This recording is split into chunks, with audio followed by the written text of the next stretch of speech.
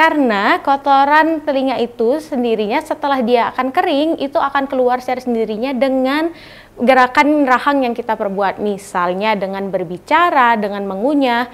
Nah, yang jadi pertanyaannya sebenarnya apakah bagian dalam dari telinga itu perlu dibersihkan atau tidak? Jawabannya adalah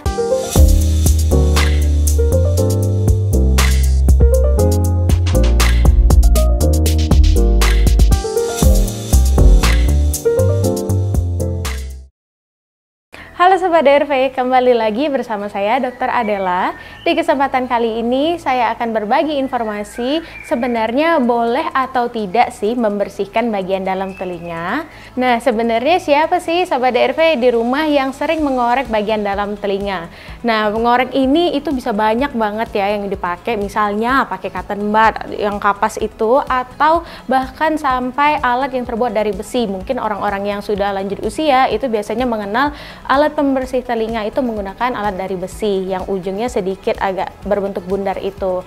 Nah, yang jadi pertanyaannya sebenarnya apakah bagian dalam dari telinga itu perlu dibersihkan atau tidak? Jawabannya adalah tidak.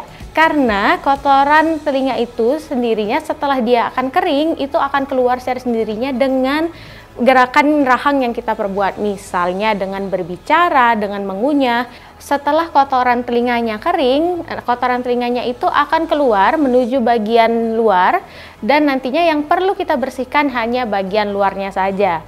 Jadi untuk mempertegas sekali lagi, apakah bagian dalamnya perlu dibersihkan? Jawabannya adalah tidak. Lalu bagaimana apabila kita terlalu sering membersihkan bagian dalam telinganya? Misal kita mengorek dengan cotton bud atau justru alat-alat besi yang tadi. Kalau kita menggunakan kapas, itu nanti dia akan mendorong dari serumen telinganya atau yang kita sebut dengan kotoran telinga menjadi lebih masuk ke dalam sehingga menutupi gendang telinga. Nah, penutupan gendang telinga oleh kotoran telinga ini nantinya justru akan memperkecil pendengaran Anda. Jadi mungkin merasanya menjadi telinganya penuh, pendengarannya menjadi jauh, menjadi sulit untuk mendengar. Apabila sudah terjadi kendala pendengaran seperti hilangnya pendengaran atau pendengaran yang menurun, akan lebih baik jika berkonsultasi dengan tenaga medis untuk dilihat apakah memang benar ada penumpukan kotoran telinga di dalam lubang telinga Anda. Nah, nanti misal nih ada kolega atau keluarga atau justru orang tua yang nanti mengorek telinganya pakai alat dari besi itu. Apakah itu boleh, dokter? Jawabannya juga tidak.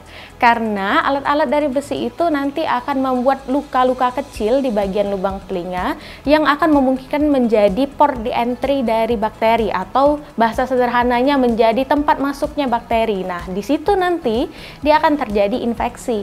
Nah, infeksi ini nanti akan misalnya menyebabkan sakit di telinga, sakit saat membuka mulut, ataupun juga bisa terjadi pembengkakan di sekitar area leher. Nah, bisa jadi juga nih Sobat DRV, ketika Anda merasa pendengaran Anda seperti penuh, atau misalnya seperti ada cairan di dalam telinga Anda. Nah, bisa jadi sebenarnya itu bukan kotoran telinga Anda, melainkan sedang terjadi peradangan, bisa di saluran telinga, bagian dalam, ataupun juga bisa menyambung dari tenggorokan Anda. Kadang kan sebenarnya orang itu mengorek telinga hanya ingin sensasinya aja. Ada nih beberapa orang yang misalnya lagi nggak ada kerjaan, atau mungkin memang suka nih kalau kita korek-korek telinga itu kan rasanya agak sedikit ada sensasi enaknya ya. Nah, yang seperti itu harap dikurangi ya Sobat DRV, karena sebenarnya itu tadi, misalnya kita ada nih orang-orang luar yang misalnya pakai tangan, pakai alat besi tadi, pakai cotton bud, atau bahkan ekstrimnya bisa pakai rumput. Nah, itu harus dihindari ya, untuk menghindari dari kemungkinan terjadinya infeksi dan penumpukan kotoran tadi. Jika memang ingin membersihkan telinga, hanya cukup di bagian luarnya saja ya Sobat DRV, tidak perlu sampai ke dalam. Jadi bisa kita ambil pakai kain lap yang sudah dibasahi dengan air hangat, itu kita bersihkan di daerah luar telinganya saja yang terlihat oleh mata, diusap.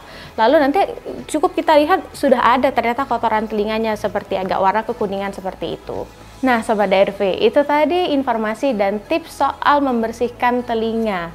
Jangan sampai nanti kita terus-terusan ya membersihkan telinga bagian dalam. Ingat, hanya cukup luarnya saja. Semoga video kali ini bermanfaat. Sampai jumpa.